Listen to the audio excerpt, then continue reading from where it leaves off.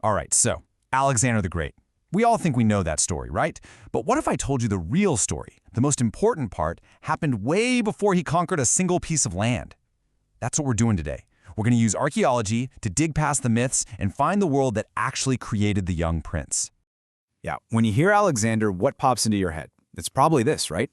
The military genius, his horse Bucephalus, carving out one of the biggest empires the world had ever seen. The guy was undefeated. He marched his armies all the way across Asia, and he did it all before he was 32. I mean, it's the stuff of legends, almost literally. But that's the legend. What about the kid behind the legend? The boy from Macedonia. You know, the son, the student, the prince.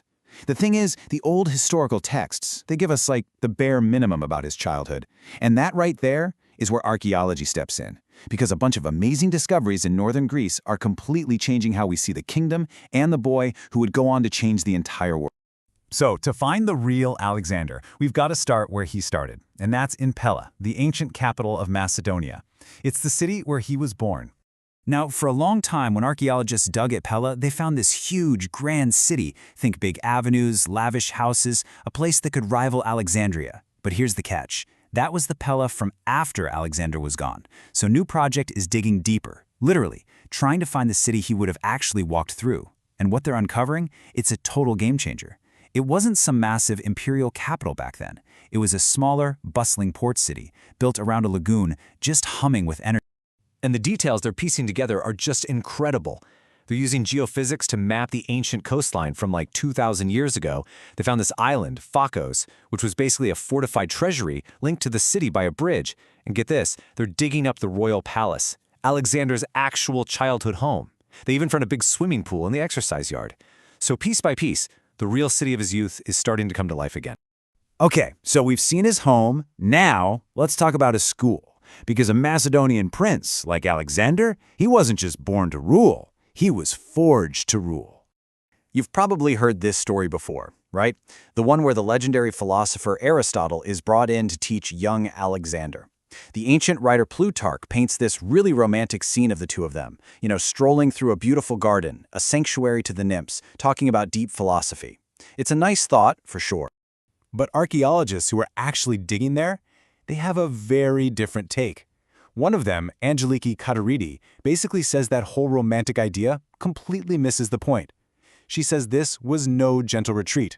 It was, and I'm quoting here, a very harsh education intended to produce warriors. So, if it wasn't some idyllic garden, where was it? Well, the real location probably wasn't that little sanctuary. Nope. It was a massive, and I mean massive, 500,000 square foot complex. This thing was a state-of-the-art facility, part military barracks, part elite academy, built to train about 150 of the kingdom's top young men. This was the school for the royal pages. Its job wasn't just to teach them stuff, it was to churn out hyper-loyal, super-capable officers for the king. This is where Alexander learned how to be a commander. And you can see the results of this tough-as-nails training almost immediately. When he's only 16, his dad, Philip, puts him in charge as regent. By 18, he's a war hero after a major battle. And then, at just 20, boom, fate steps in and he's declared the king of Macedonia. That school, that training, it had him ready for this exact moment.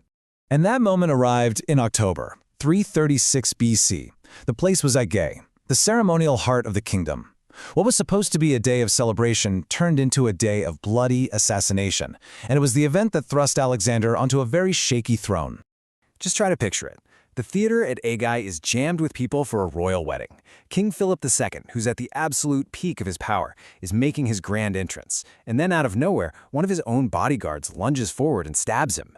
Just like that, Philip is dead. And in all that chaos, his 20-year-old son, Alexander, is proclaimed the new king. So what happened right after that? What about Philip's funeral? The ancient writers tell us almost nothing. For more than 2,000 years, that whole moment was just lost to history. Until 1977. That's when an archaeologist named Manolis Andronitos, after searching for decades, was digging under this huge mound and found something no one thought possible, a massive royal tomb that was completely untouched, unlooted. I mean, can you imagine what it was like to be the first person to look inside? It must have been staggering. He saw silver cups, pieces of weapons and armor, a huge marble sarcophagus, and inside the sarcophagus was a box made of solid gold, holding the king's cremated bones. And right there with the remains was this absolutely magnificent golden wreath made to look like oak leaves. And that wasn't even all of it. In the tomb's antechamber, there was another sarcophagus and a second smaller gold box. This one held the remains of one of Philip's wives, wrapped in this incredible gold and purple fabric that had somehow survived. Her treasures were just as stunning: a golden quiver cover, these fancy greaves for her legs, and this unbelievably detailed golden diadem. I mean, wow! A funeral truly fit for a king and a queen. Okay, so incredible treasures, right? But what does all of this tell us about Alexander? Well, beyond all the amazing gold and artifacts, there's one thing in particular that gives us a huge clue about how this brand new 20-year-old king cemented his power. It's a painting, a huge, beautiful frieze right across the front of the tomb.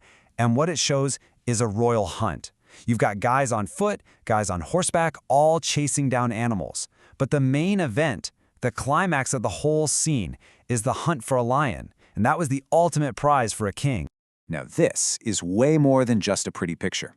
Experts are pretty sure it's a massive political statement. See, over on the right, you have the old king, Philip, getting ready to strike the lion. But then you see this younger guy on a horse rushing in to deliver the final killing blow. He's wearing royal purple. That's Alexander. The whole painting is an allegory, a message for every single person at that funeral. And the message is loud and clear. The new king is here. He's ready, and he's in charge. This whole environment, this ruthless, competitive world where you had to grab power and show it off, that's what made him who he was.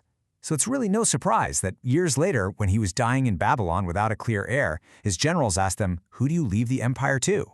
His answer was short, simple, and totally Alexander, to the strongest. Which brings us to a final question, really. All this archaeology seems to suggest that the legend of Alexander the Great, the brilliant tactician, the unstoppable leader, the conqueror of the known world, that guy wasn't created on some distant battlefield in Asia. So was his destiny actually forged right here, in the cutthroat palaces, the brutal schools, and the power play tombs of Macedonia? You have to wonder. It really seems like the boy he was made the man he became.